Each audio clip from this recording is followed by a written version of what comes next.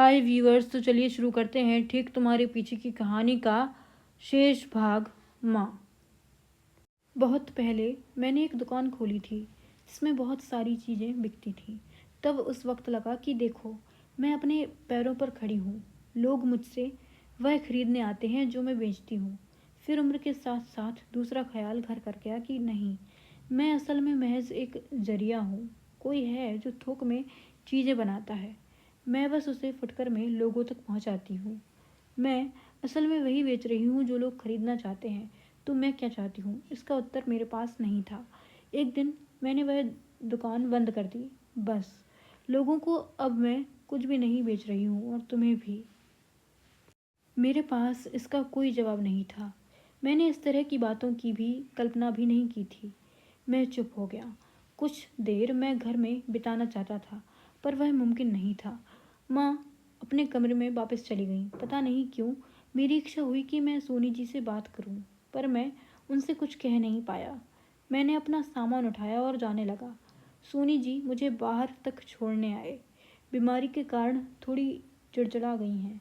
वैसे हमेशा तुम्हारे बारे में बातें करती हैं, सोनी जी ने कहा। मैंने जाते वक्त उन्हें प्रणाम किया। यह 2 साल पहले मेरी माँ से आखिरी मुलाकात थी, जिसे सोचकर आज भी मैं सिहर जाता हूँ। मैंने टैक्सी वाले को अपने घर की गली के बाहर ही रोक दिया। मैं अपने घर चलकर जाना चाहता था। घर के सामने सुधीर दिखा। हम एक दूसरे के सामने मुंह खड़े रहे। फिर उसने कहा कि अंदर चले जाओ, कुछ सामान रह गया है, मैं उसे लेकर आता हूँ। मैं भीतर गया तो सब जगह चुप्पी थी। भगवान के कमरे से कुछ धुआं निकल रहा था। मैं भगवान के कमरे में गया। वहाँ माँ का शव रखा हुआ था। सोनी जी बगल में बैठे हुए थे। एक थाली में राख रखी हुई थी और बहुत सी धूप जल रही थी। मैं माँ के शव की बगल में बैठ गया। सोनी जी ने मुझे देखा। उनकी आंखें लाल थीं। मैं उनसे दूर बैठा था। वह खिसक कर मेरे पास आ गए। मेरे कंधे पर हाथ रखा। फिर कुछ देर में अपना सिर मेरे कंधे पर रख लिया। मेरा पूरा शरीर कड़क हो गया। वह रो रहे थे, सुबक सुबक कर बच्चों की तरह। मैंने अपने कंधे को हल्का सा झटका दिया। वह अलग हो गए। फिर कुछ समय में उठकर बाहर चले गए। कैसे ऐसा होता है कि आज के बाद वह हमारे जिए में नहीं होंगी।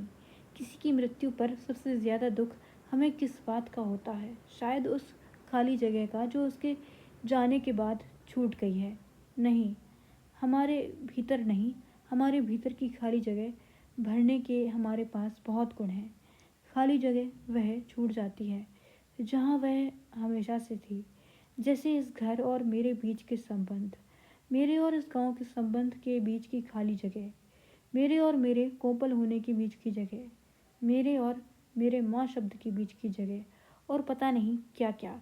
उनके चले जाने पर महसूस होता है कि असल में वह हर जगह कहीं ना कहीं मौजूद थी। उन जगहों पर अब मेरी ही आवाज़ लौटकर मेरे पास आएगी। मेरी हर हरकत गूंजेगी मेरे ही कानों में। हमें सालों इंतज़ार करना होता है, तब कहीं इस खाली जगह में हल्की सी घास नज़र आने लगती है। फिर हम एक रात की किसी कमज़ोर घड़ी में वहाँ पेड़ लगा आएंगे और वह बहुत समय बाद एक हरा भरा घास का मैदान हो जाएगा। तब शायद हम कह सकेंगे कि वह अब जा चुकी हैं। मुझे लग रहा था कि माँ बहुत गहरी नींद में है। अभी आंखें खुलेंगी और मुझसे पूछेंगी कि कुछ नया लिखा। वह अभी भी माँ जैसी माँ नहीं थी। वह अब भी खूबसूरत लग रही थी। मैं खिसक कर उसके चेहरे के पास आ गया। उनके गालों को हल्के से छुआ। गाल बहुत ठंडे थे। मैंने उनके चेहरे पर हाथ फेरा और लगा कि वहाँ कुछ नहीं है, कोई हरकत नहीं। मैं उनके माथे और आँखों को हल्का सहलाने लगा और मुझे वहाँ इंतज़ार दिखा, लंबा इंतज़ार, जिसकी रेखाएं हल्की पीली पड़ चुकी थीं। मैंने एक कपड़ा लिया, उसे पानी में भिगोकर उस पीलेपन को मिटाने लगा। तभी सोनी जी की बच्चों सी सबक सुनाई दी। वह दरवाजे पर खड़े रो रहे थे। मेरी इच्छा हुई कि मैं उनसे माफ़ी मांग लूँ, मेरे ना होने की और इस वक्त मेरे यहाँ होने की सब सारी बातों की माफ़ी। कुछ देर में सुधीर अर्थी का सामान ले आया। उसके साथ कुछ और लोग थे। सभी उसके हम उम्र थे। उसके दोस्त होंगे जो माँ को जानते भी नहीं हैं शायद। माँ की शव यात्रा में सिर्फ हम 3 ही लोग होंगे। इस बात से शायद सुधीर घबरा गया होगा। अब हम 3 नहीं थे, हम 5 थे। मुझे अच्छा लगा। माँ ने बहुत पहले एक लेखक की डायरी से पढ़कर एक वाक्य सुनाया था जो मुझे याद आ गया।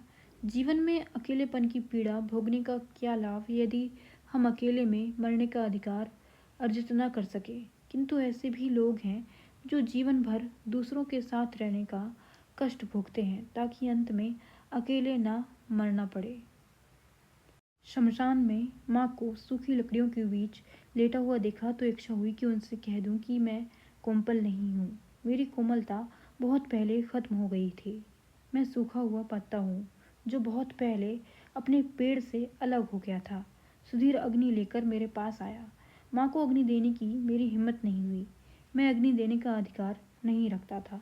मैंने लकड़ी सोनी जी को पकड़ा दी और उनसे कहा कि वह अग्नि दें। वह इसका अधिकार रखते हैं, मैं नहीं। मुझे लगा मैं किसी घने हरे पेड़ को जलते हुए देख रहा हूँ। माँ को जलता हुआ देखने की हिम्मत मेरी नहीं थी। मैं नदी की तरफ मुड़ गया। कुछ देर बाद सोनी जी आए और मैं उनके साथ अपने घर चला गया। अगले दिन सुबह माँ की अस्थियां बटोरने गए। सुबह की राख में माँ को टटोलना, जो कहानी कल तक मुझे असहाय रूप में लंबी लग रही थी, वह अभी इस राख में खत्म हो चुकी थी। इस राख में मैं माँ को ढूंढ रहा था।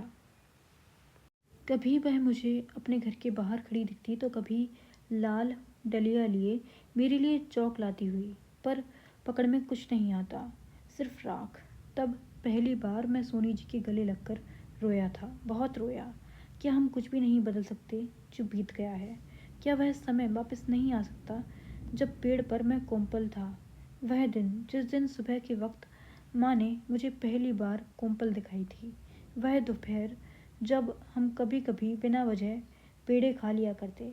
या कम से कम वह 2 साल पहले का दिन जब मैं माँ से नाराज़ होकर चला गया था। काश मैं रुक जाता, सोनी जी से बात कर लेता। माँ किसी को अब कुछ नहीं बेच रही वाली बात समझ सकता। मैं प्लेन में बैठे बैठे सोच रहा था कि काश ऐसा कोई प्लेन होता जिसमें बैठकर हम अपने अतीत में चले जाते और कुछ चीज़ें ठीक कर लेते। कुछ लोगों को प्यार दे देते, किसी के साथ थोड़ा ज़्यादा बैठ लेते, किसी को सुनते और समझते, कहीं किसी के गले लग जाते और जी भरकर रो लेते। प्लेन शहर में उतरने वाला था। मैंने अपनी कुर्सी सीधी कर ली थी, खिड़की खोल दी थी और कमर में पेटी बांध ली थी। Thank you for watching.